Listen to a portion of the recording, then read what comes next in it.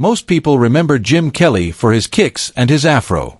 Hollywood remembers him for something far more dangerous, his ability to make serious money. When Jim Kelly stepped out of Bruce Lee's shadow, he didn't just carry fame. He carried box office power. In the 1970s, his name alone could flood theaters. While many fighters struggled to survive, Jim Kelly signed multi-picture deals with Warner Brothers, lived in luxury, and became one of the most profitable black action stars Hollywood had ever seen. Yet today, almost everything tied to his name has vanished, except an abandoned, decaying house. So what happened to the fortune? And how did a man who once ruled Hollywood end up forgotten? To understand Jim Kelly's rise, you have to start in 1946 Kentucky, an America divided by race, where black children were taught not to dream. Jim Milton Kelly grew up in a world of separate schools, separate restrooms, and daily humiliation. At 12 years old, he wandered into a whites-only area and was brutally beaten by a group of teenagers while adults watched and did nothing. That moment shattered his belief in fairness. Jim learned one lesson early: strength was protection. His father, James Milton Kelly, forged him with discipline and a ruthless rule for survival: never be average. In 1958, the family moved to San Diego. The scenery changed, but danger remained. Gangs, ghettos, and violence surrounded him. Jim responded by becoming exceptional. At San Diego High School, he dominated football, basketball, and track. He earned a football scholarship to the University of Louisville, but after witnessing a racially charged incident involving a close friend, he walked away from college entirely. He abandoned a possible pro sports career and returned to California, this time to master karate. Training in Shan Ryu Karate, martial arts became more than skill. It became armor. Jim could move through the toughest neighborhoods untouched. His reputation grew fast. In 1971, at the Long Beach International Karate Championships, Jim Kelly didn't just win. He overwhelmed the competition, taking 4 titles including World Middleweight Champion. A black martial artist with explosive power and undeniable presence brought a mostly white audience to its feet. In that era, that was unheard of. Sensing opportunity, Jim opened a high-end karate school in Crenshaw, Los Angeles. This wasn't a neighborhood dojo, it was a private academy for celebrities, executives, and the elite. Tuition was among the highest in the city.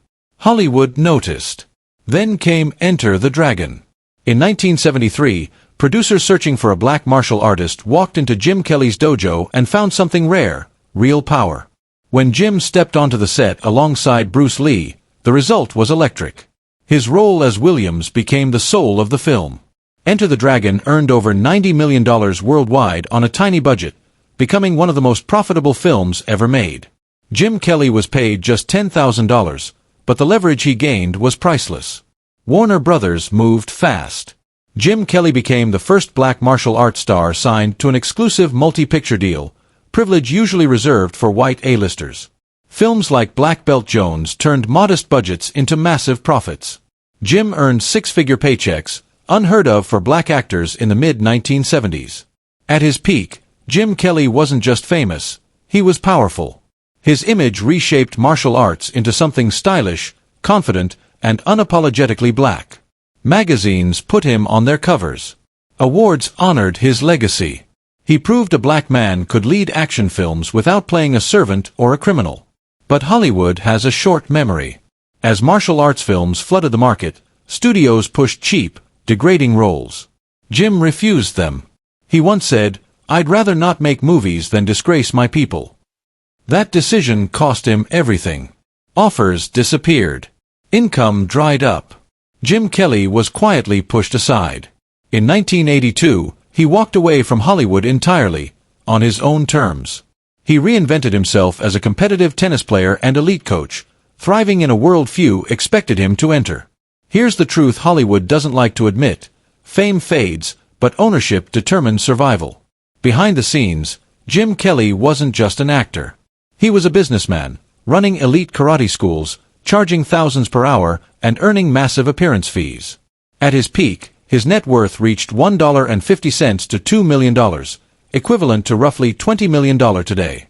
Jim Kelly didn't fade into obscurity because he failed. He disappeared because Hollywood was never designed to protect men like him. And that's exactly why his story still matters. Jim Kelly didn't get rich by accident. He earned his money with precision. He understood the value of his image, his afro, his fists, and his presence. While others chased applause, he treated fame like a short-term contract and wealth like a long game. Hollywood never tells young stars the truth.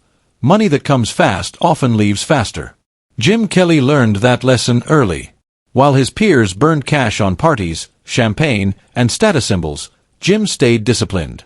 He knew the lifespan of an action star was short, but land lasts forever. Quietly, he began buying real estate across California. At a time when prime neighborhoods were still cheap, his strategy never changed: buy, hold, disappear. He avoided Beverly Hills entirely. Privacy mattered more than prestige. His homes sat behind tall fences, tucked into silent neighborhoods with no paparazzi, no fans, no reminders of yesterday's fame. Years later, that silence was misread. Search online and you'll find videos calling Jim Kelly broke, pointing to his abandoned San Diego house as proof. Overgrown weeds, peeling paint, dusty windows. But that story is false. The house wasn't abandoned because of failure. It was abandoned by choice. It was a fortress. Jim didn't want the world looking in anymore. Letting the house fade was his way of protecting the last thing he owned completely: his privacy. He chose memory over attention, silence over spectacle. But real estate was only the surface. His real financial intelligence appeared elsewhere. One of the smartest moves of Jim Kelly's life was turning tennis into a business. He didn't play to chase trophies or nostalgia. He saw tennis as a door into a world Hollywood never gave him access to: quiet wealth. He founded the Coronado Bay Tennis Club in San Diego, a premium facility with ocean views, professional courts, a pool, locker rooms, and a private members' lounge. This wasn't a side hustle. It was independence. The club generated an estimated $60,000 to $100,000 a year. Modest by Hollywood standards, but powerful in meaning. This money answered to no studio, no agent, no executive. It was stability, dignity, freedom. You can hide money on paper, but lifestyle tells the truth. Jim Kelly lived well, but never loud. One image defined the era: Jim stepping out of a Corvette Stingray, afro glowing in the sun. Iconic. But behind that image was discipline. Jim never chased excess. He bought quality, maintained it, and moved on. To him, a car was a tool, not an ego offering. That quiet luxury became his armor. When the studios moved on and the spotlight dimmed, Jim didn't collapse, because he never bet his life on fame. But time always collects its debt. By the 2000s, aging brought new battles. Chronic pain, rising costs, California property taxes, court maintenance, utilities, insurance. Expenses grew while income stayed steady. A friend once said, Jim never complained. He just signed the checks. Nearly 40% of his income went to taxes and upkeep. The man once promoted as a $1 million star never had millions sitting untouched in a bank. In his final years, he lived simply: plant-based meals, black coffee, an old car, saving everything he could to keep the tennis courts alive. When Jim Kelly passed away, his net worth was estimated between $500,000 and $1 million. Small compared to his peak, but look closer. He died debt-free, independent, unhumiliated. He never lost the money game. He simply refused to play a game that demanded dignity as payment. Jim Kelly's legacy isn't found in a balance sheet. It's found in how he lived, and how he walked away. But there was one battlefield he never fully mastered: home. Before fame, in 1967, Jim married Marilyn Dishman. A young love formed during a turbulent, divided America. But Hollywood makes no room for quiet families. As Jim traveled the world, worked with Bruce Lee, and faced constant attention, distance became fatal. The marriage ended within a year, leaving a deep scar. Jim learned a hard truth: at the peak of fame, privacy is the rarest luxury. "I earned my living with my body," he said. "I'll pay the price myself." He chose clean poverty over sympathy. By early 2013, his body weakened, but his pride didn't. Every morning, he sat on his porch reading Bruce Lee's philosophy: using no form to defeat form. The path he had lived.